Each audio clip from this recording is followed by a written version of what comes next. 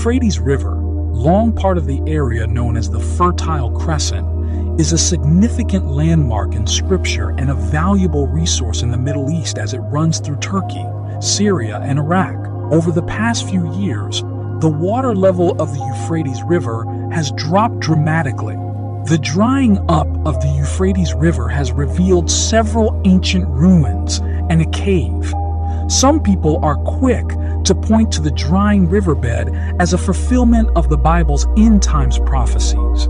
Two passages in the Bible predict the drying up of the Euphrates River. The first prediction is part of a lengthy oracle against Babylon. God pronounces judgment against Babylon's officials and wise men and against its false prophets, warriors, horses, and chariots, and treasures. Then God says, "A drought on her waters. They will dry up, for it is a land of idols, idols that will go mad with terror." Jeremiah chapter 50, verse 38. The waters of Babylon are the Euphrates and Tigris rivers. Both rivers are drying up now. Are we witnessing the fulfillment of Jeremiah's prophecy?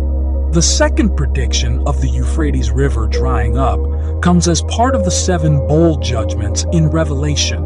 The judgments of the 7-year tribulation start with the 7 seals, Revelation chapter 6, verse 1 to 17, and chapter 8, verse 1 to 5, continue with the 7 trumpets and end with the 7 bowls. The bowl judgments come at the end of the tribulation, and they are so destructive that, if they continued, all human life would perish. Mark chapter 13, verse 19 to 20. The 6th bowl judgment, the penultimate judgment of the tribulation, is the drying up of the Euphrates River.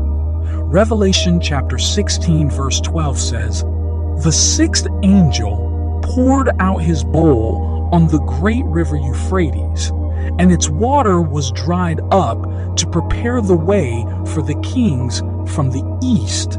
This prophecy not only identifies the judgment, but also gives the reason for it. So a great army from the east can cross the Euphrates unimpeded. The kings of the earth gather to the place that in Hebrew is called Armageddon. Revelation chapter 16, verse 16. At that point, Jesus returns, and the battle fought at Armageddon will result in all God's enemies being destroyed. A key event leading up to Armageddon is the drying up of the Euphrates. Are we witnessing the setup for the fulfillment of a major end times prophecy? Concerning Jeremiah's prophecy that the Euphrates River will dry up, there are several possibilities. Number 1. The prophecy was fulfilled by military action in 539 BC when the Persian king Cyrus conquered Babylon. According to the Greek historian Herodotus, Cyrus diverted the water of the Euphrates enough to allow his army to enter through the channels under the city walls. Number 2. The prophecy was fulfilled by drought at some unknown time. Number 3. The prophecy is being fulfilled now, as the Tigris and Euphrates rivers are diminishing. Number 4. The prophecy will be fulfilled during the Great Tribulation, corresponding to the 6th bowl judgment of Revelation 16. Number 5. The prophecy has a double fulfillment, once in the past and again in the future during the end times, concerning John's vision that the Euphrates will dry up, that will have a future fulfillment. The current drying up of the Euphrates is not related to the prophecy of Revelation chapter 16 verse 12 for these reasons.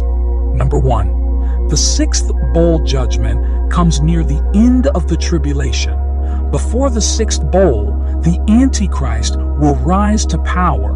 The 2 miracle-working prophets will preach, and many terrible judgments will occur. We are not in the tribulation now. Number 2.